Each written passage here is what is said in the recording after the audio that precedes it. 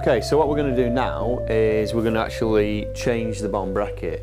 Now to do that, it's actually, again, it is pretty straightforward. To check if there was play in the bracket, all you need to do is waggle the cranks from side to side, and if there was any movement in there, you probably need to change the bearings. So, very, very simple. We only really need two tools to do this. An Allen key set and a tool to remove the bottom bracket. So first things first, we need to actually remove the Allen key bolts, which actually clamp the crank around the axle. So 5mm Allen key, undo these bolts. One of the key things in here is there's a small black spacer which pops out. That's really important that you don't lose that, because that sits just inside the crank. It's quite fiddly, but you just need to flick it out with your nail. The next thing we need to do is remove this end cap, and that's basically what tightens the crank up. So on this tool, we have this little star-shaped piece on the end, and that fits inside the cap. Yeah, and you just loosen it off. Once you've loosened it, you should be able to turn it with your hand.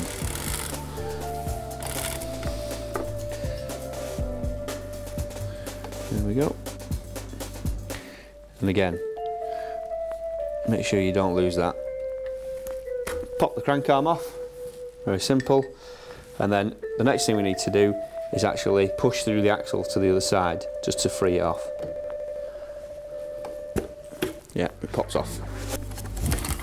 Make sure you free the chain off the other side, and then take it all the way out.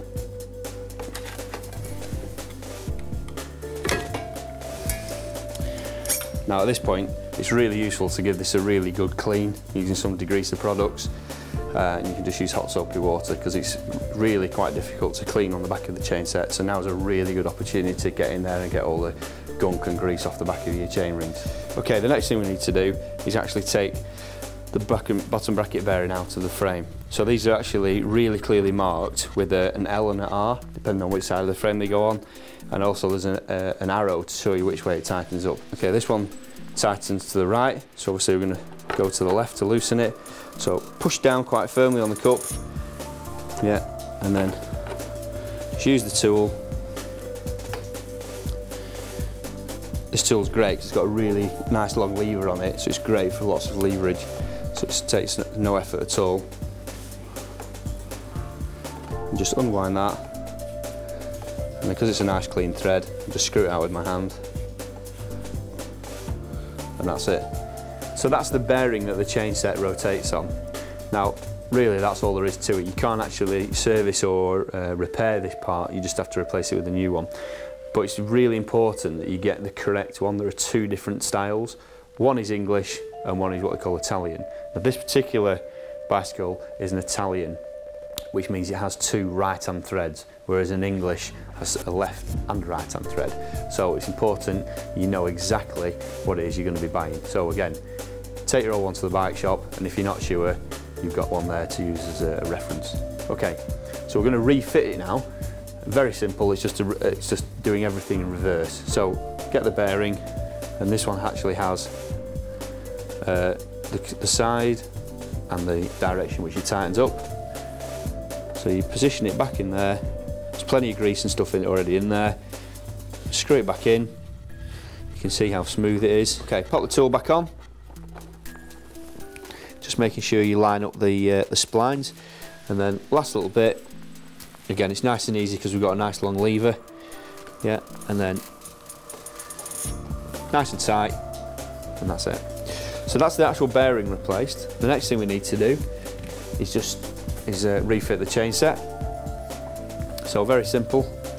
You just get your chain out of the way. So obviously you need to make sure the chain goes back on. Slip that through.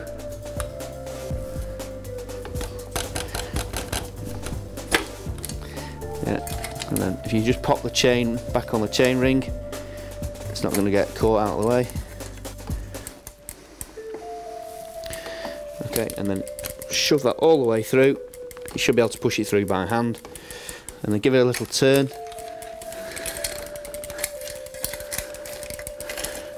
put the chain on, that's fine. Get the crank arm, obviously make sure you position it so it's opposite the other one. Slip that on. And the next thing we need to do is actually tighten it up before we clamp it. So we need this little cap. We've got this little tool here. We'll just use that to tighten it up. And again, because it's got a nice big lever on it, that makes it nice and simple. So the next thing we need to do is put the bolts back in so we can clamp it. So we've got a 5mm Allen key. Now, the little thin black washer, okay, that needs to go back in the centre. Yeah, and then pop the bolts in.